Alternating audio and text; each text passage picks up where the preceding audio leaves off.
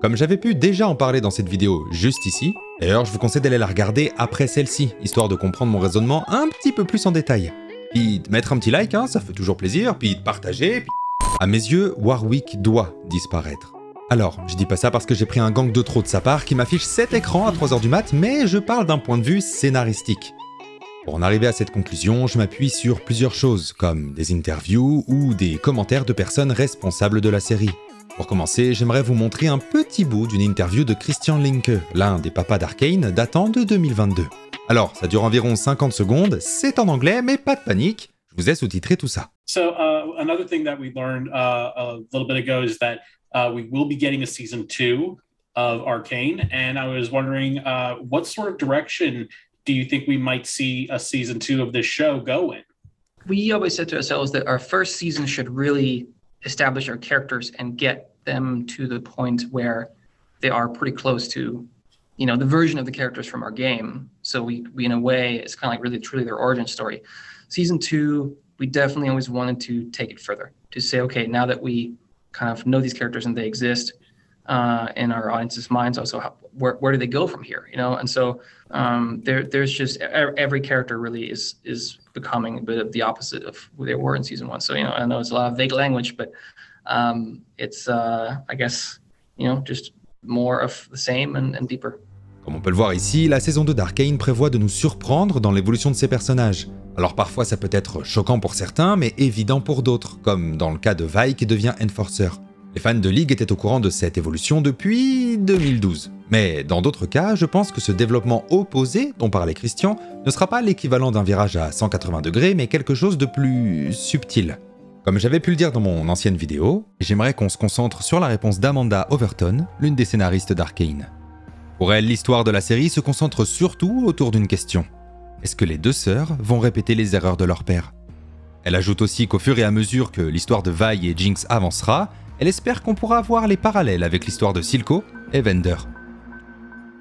Et c'est là que je pense avoir une petite idée de ce qui pourrait nous attendre en saison 2.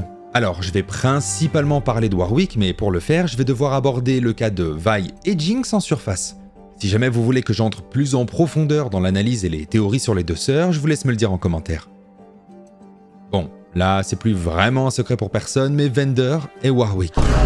Ouais, je sais, ça surprend. Et bien qu'on le pensait mort en saison 1, son arc narratif n'est techniquement pas terminé. D'autant plus quand on prend en compte le commentaire de Christian au sujet du développement opposé des personnages. En saison 1, il apparaît d'abord comme un protecteur qui avait essayé de protéger la basse ville et ses habitants via une confrontation directe avec Piltover, avant d'évoluer en passant d'un côté violent à un côté pacifique. C'est d'ailleurs ce qui lui sera reproché durant toute la saison 1, que ce soit par Silco, les habitants de la basse ville, ou même Vi lorsqu'elle était encore enfant. À la fin de l'épisode 3, Vander avait finalement fait le choix de rompre son code de conduite en enfilant ses gants dans le but de protéger Vi. Il est même allé jusqu'à perdre son humanité pour la sauver dans ses derniers instants. En consommant du Shimmer, Vander n'était plus maître de lui-même, mais il avait finalement réussi à se reprendre au dernier moment pour sauver sa fille en remplissant alors son rôle de protecteur. Enfin, à moitié. Vi n'est pas la seule fille adoptive de Vander et comme vous le savez, il n'a pas pu sauver Jinx.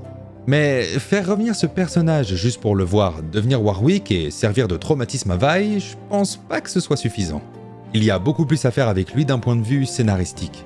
Quand on implémente un personnage à une histoire, il faut toujours se demander ce qu'il va bien pouvoir raconter. Et dans ce cas précis, sa mort apportera plus de profondeur à son écriture, mais également au personnage qui l'entoure. Le voir être développé de façon opposée, comme le disait Christian, serait donc pour moi de le voir perdre dès le départ toute son humanité sous forme de loup-garou en tant que Warwick. De le voir potentiellement mettre en danger ses filles qu'il avait juré de protéger, mais de le voir reprendre conscience dans ses derniers instants, les vrais cette fois. Vander pourrait alors regagner son humanité pour sauver Vi ou même Jinx potentiellement, et du coup remplir complètement son rôle de protecteur cette fois, et ainsi clore son arc narratif. En saison 1, Vander était un homme contenant une bête sauvage, là où en saison 2, il sera une bête assoiffée de sang contenant l'âme d'un homme au fond d'elle. Warwick n'est autre que l'expression physique de la façon dont le monde percevait Vander. Singed l'a forcé à adopter cette apparence, tout comme Silco voulait le forcer à redevenir l'homme violent qu'il était. L'opposé pourrait donc être de laisser briller son côté pacifique à la toute fin malgré son apparence de monstre qui lui avait été imposée, apportant ainsi une forme de rédemption au personnage avant de le laisser partir en paix avec lui-même. Il n'y a que peu d'intérêt à laisser Warwick vivre au-delà de cette saison 2 puisque le personnage n'a plus rien à raconter en dehors d'être un monstre errant à zone. Il n'y a aucun moyen de le sauver ou de le retransformer en humain. Comme j'avais déjà pu le dire avant, le but même de Vander était d'être un protecteur. Il n'avait pas pu le faire parfaitement en saison 1 et c'est pour ça que je pense qu'il serait logique qu'il revienne pour remplir ce rôle une bonne fois pour toutes, se sacrifiant au passage, concluant ainsi son arc narratif et agissant comme une étape importante du développement des deux sœurs. Comme le disait Amanda Overton, la saison 2 va également aborder un sujet particulier, voir si les sœurs vont reproduire les erreurs de leur père, voir si Vi et Jinx vont s'éloigner encore et encore, tout comme Vander et Silco l'avaient fait avant elles. Voir si les deux sœurs vont être capables de se retrouver ou vont finir par s'entretuer encore une fois comme leur père l'avait fait. Et pour le coup, Jinx va suivre le développement de Silco, là où Vi suivra celui de Vander. Et c'est d'ailleurs pour ça que je pense que Jinx sera la personne responsable de la mort de Vander. À la fin du premier acte de la saison 1, Jinx avait voulu aider ses amis et sa famille, mais avait involontairement causé leur mort. Le développement opposé à tout ça pourrait être une mort provoquée volontairement cette fois. Mais je ne pense pas qu'on soit dans un cas où tout sera développé en opposé. J'entends par là que cette mort provoquée volontairement sera là pour aider Vi, ou tout du moins ce que Jinx voit comme étant de l'aide. Comme on peut le voir avec les graffitis sur les murs juste là, Jinx est encore hantée par son passé. Bon, j'en avais déjà parlé dans mon analyse du trailer, mais ici par exemple on peut voir Vander quand il avait sauvé les deux sœurs sur le pont dans le premier épisode. Je pense que pour Jinx, supprimer Warwick serait un moyen d'aider Vi à couper les ponts avec ses fantômes du passé. On pourrait y voir une sorte de parallèle avec certaines paroles de Silco. Au moment où Jinx se sentait abandonnée par Vi, on pouvait l'entendre dire « We'll show them. We will show them all. » Ces paroles ne seront prononcées que 2 fois dans Arcane. Et la deuxième fois, c'est au moment où Jinx tire son missile sur Piltover. La voix de Silco résonnant alors dans sa tête. We'll show them. We will show them all. Les posters de la saison 2 reprennent ces 2 moments précis, à savoir le missile pour le premier et la fois où Silco prend Jinx sous son aile pour le deuxième. Je pense que Jinx va vouloir les recréer d'une certaine façon avec Vi, essayant de la couper du reste du monde en agissant comme seul point de réconfort pour elle. On peut d'ailleurs voir que Jinx semble complètement possessive et presque en colère ici. Un peu comme une lionne qui défend ses petits dans la nature. À l'inverse de la première saison où Vi semblait protéger Jinx sans ce côté de peur ou de possession malsaine. Jinx est manifestement toujours obsédée par Vi et sans spoil ce qu'on avait pu voir à Annecy, cette dernière semble complètement perdue. Pour ce qui est de la première affiche, pour moi, on peut y voir la requête de Jinx qui explose tout sur son passage. À savoir les vies de tous ceux représentés tout autour dans le verre brisé. Les vies que Jinx va impacter sans même s'en rendre compte. Tout ça pour atteindre son objectif nous ramenant du coup au mot de Silco. We will show them all. Bon, après, c'est également possible que Vi soit responsable de la mort de Warwick en saison 2, nous montrant du coup l'inverse de ce qu'on avait pu voir en saison 1 avec Jinx et Silco.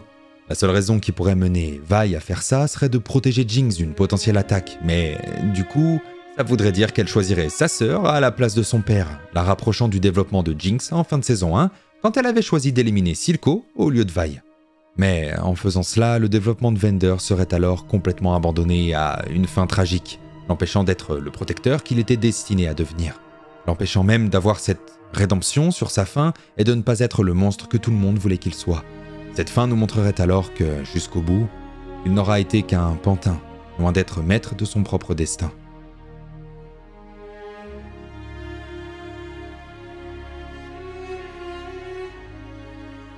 Pour terminer, je pense que Jinx va revisiter une partie de son enfance à un moment donné en saison 2.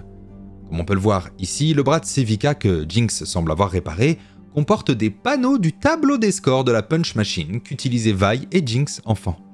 Ce qui montre que Jinx va forcément repasser là-bas à un moment ou à un autre pour potentiellement affronter son passé.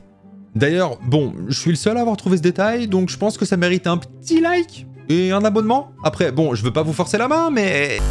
Elle avait d'ailleurs commencé la première saison en ayant du mal à trouver sa place.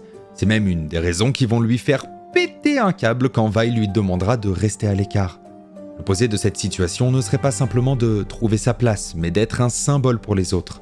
De passer d'une personne qu'on ignore et qu'on ne calcule pas à un symbole de résistance et d'insurrection pour tout un peuple. Mais ça, pour le coup, c'est pas le sujet ici, et si ça vous intéresse que je développe le rôle de Jinx dans une autre vidéo, je vous laisse me le dire en commentaire. En tout cas, j'espère que celle-ci vous aura plu. Si vous avez des théories d'ailleurs, n'hésitez pas à en parler en commentaire ensemble ou avec moi. D'ici là, portez-vous bien, et je vous dis à la prochaine. This has to end.